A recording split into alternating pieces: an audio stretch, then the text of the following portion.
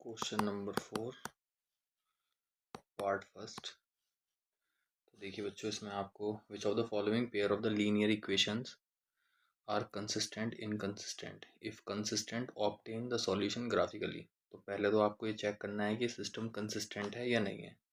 तो first part में आपको पहली equation x plus Y equals to 5, ये आपकी फर्स्ट इक्वेशन है, जिसको मॉडिफाई करके आप थोड़ा सा चेंज करके x plus Y minus 5 equals to 0 कर सकते हैं। और a1x b1y प्लस के c1 इक्वल्स टू 0 से कंपेयर करके a1 की वैल्यू 1, b1 की वैल्यू 1 और c1 की वैल्यू 5 हो जाएगी। ठीक है बच्चों, इसी तरीके से आपको फिर दे रखा है 2x plus 2y equals to 10, ये कौन सी इक्वेशन हो जाएगी आपकी सेकेंड। और इसको भी आप थोड़ा सा चेंज कर दीजिए, 2x प्लस 2y माइनस के 10 इक्वल्स टू 0, कंपेयर करेंगे a2x b2y प्लस के c2 इक्वल्स टू 0। a2 की वैल्यू 2 हो जाएगी, b2 की वैल्यू 2 हो जाएगी और c2 की वैल्यू हो जाएगी आपकी c2 की वैल्यू हो जाएगी माइनस के 10। ठीक है, ये आपका फर्स्ट पार्ट है। इसके बाद इनका रेशियो a1 अपॉन a2, तो ये हो जाएगा 1/2, b1 अपॉन b2, तो ये हो जाएगा आपका b1 अपॉन b2 होगा आपका 1/2, फिर c1 अपॉन c2 तो -5/10, तो ये हो जाएगा 1/2। तो अगर आप इन्हें देखेंगे तो ये हो जाएगा a1 upon a2 equals to b1 upon b2 equals to c1 upon c2, और ये सब के सब 1/2 के इक्वल है। ठीक है बच्चों, तो इसका मतलब अगर ये सब इक्वल हैं तो ये किसकी कंडीशन है, ये इनफाइनाइटली मैनी सॉल्यूशन की कंडीशन है। तो इसमें नंबर ऑफ सॉल्यूशन कितने होंगे, इनफाइनाइटली मैनी सॉल्यूशन, इसको हम ऐसे भी ले सकते हैं, इनफाइनाइटली मैनी सॉल्यूशन। बोर्ड में तो आप ऐसे लिखा होगा। ठीक है, तो अगर इनफाइनाइटली मैनी सॉल्यूशन है तो इसका ग्राफ तो बनाना पड़ेगा, ग्राफ बनाना पड़ेगा। तो पहली इक्वेशन से शुरू करेंगे। तो जो आपकी फर्स्ट इक्वेशन है उसको फिर से लिखते हैं। फर्स्ट इक्वेशन क्या है आपकी, x प्लस वाई, ये Y, if x equals to 0, तो 0 प्लस वाई ये 5, तो y की वैल्यू कितनी होगी आपकी 5। फिर इफ x इक्वल्स टू 1, तो 1 प्लस वाई इक्वल्स टू 5, तो y कितना हो जाएगा 5 माइनस 1, तो y की वैल्यू कितनी हो जाएगी 4। ठीक है, फिर लिखेंगे इफ x इक्वल्स टू 2, तो हो जाएगा 2 प्लस वाई इक्वल्स टू 5, तो y इक्वल्स टू 5 माइनस 2, तो ये हो जाएगा 3। ठीक है बच्चों, तो ये पूरा टेबल बना लेंगे। इसमें टेबल कह दो, चार्ट कह दो। तो इसमें आपका x कितना है 0, y 5 है, ये 1 है, और y 4, x 2 और y कितना है 3। ये फर्स्ट इक्वेशन हो गई। फिर सेकंड इक्वेशन थी आपकी 2x प्लस के 2y इक्वल्स टू 10। तो इसमें वैल्यू लेंगे if x equals to -2, 2 into -2 plus 2y equals to 10, तो ये हो जाएगा आपका -4 plus 2y equals to 10, 2y equals to 10 plus 4, 2y equals to 14, तो y की वैल्यू हो जाएगी आपकी 7। एक और सॉल्यूशन निकालेंगे, इफ x इक्वल्स टू 3, तो हो जाएगा 2 into 3 plus 2y equals to 10, 6 plus 2y equals to 10, 2y equals to 10 minus 6, 2y equals to 4, तो y की वैल्यू हो जाएगी आपकी 2। एक और लेंगे बच्चों, इफ x इक्वल्स टू -3, तो 2 into -3 plus 2y equals to 10, minus 6 plus 2y equals to 10, 2y equals to 10 plus 6, 2y equals to 16, तो y की वैल्यू कितनी हो जाएगी आपकी 8। इसका भी आप टेबल बना लीजिए, तो इसमें आपकी वैल्यूज हो जाएंगी -2। जब आपका x -2 है तो y कितना 7, ये 3 है आपका, तो ये कितना है 2, और फिर ये -3 है तो ये कितना है 8। दोनों के लिए आपके पास चार्ट है। देखिए बच्चों, ये आपका इसको प्लॉट करोगे तो आपको L1 लाइन मिलेगी, इसको प्लॉट करोगे तो L2। इस पर बनाना थोड़ा मुश्किल है तो मैंने पहले से बना रखे हैं।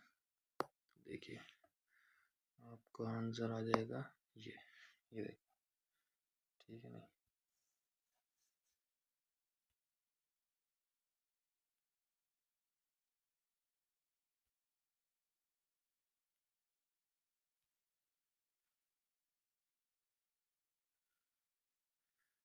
एक मिनट रुकिए,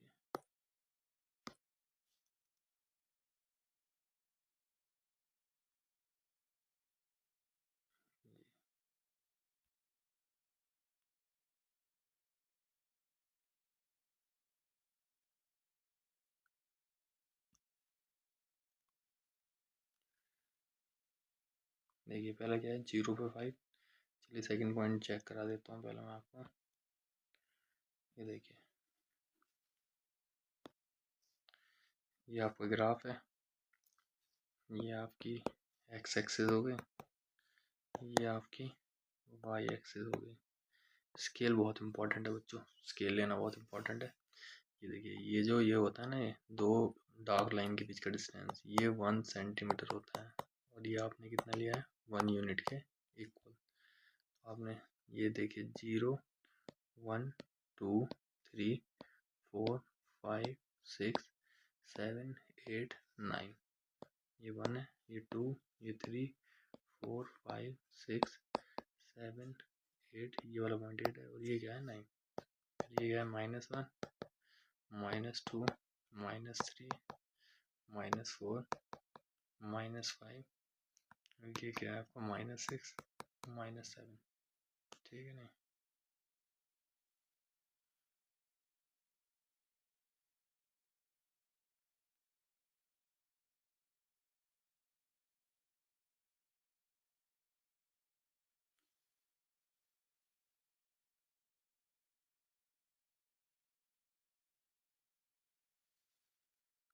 ये आपकी x एक्सिस हो गई,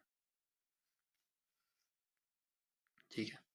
इसी तरीके से आपके पास y एक्सिस है, तो आपके जो कोऑर्डिनेट है देखो, पहला ये तो दूसरी लाइन के लिए, चलो पहले से कर लेते हैं -2 7 -2 -2 ये रहा, और 7 ये रहा, तो ये आपका पहला पॉइंट हो गया। तो इसको हमने किससे डिनोट करा P से। इसके कोऑर्डिनेट क्या है -2 और 7।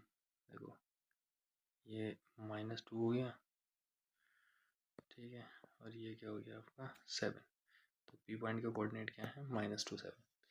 फिर आपका 3 और 2, तो देखो 3 पॉजिटिव, और ये देखो ये 3, और ये है 2 आपका, ये 2 है, तो इस पॉइंट को क्यों कह रहे हैं हम लोग 3 और 2। इस तरीके से फिर -3 और 8 है, तो -3 ये रहा और 8 ये रहा, ठीक है। आप प्लॉट कर सकते हैं ना, -3 और ये 8, ये क्या है 8, ये क्या है 9, ये 7 6 5 4 3, ये 2 था, ये 1 है ठीक है।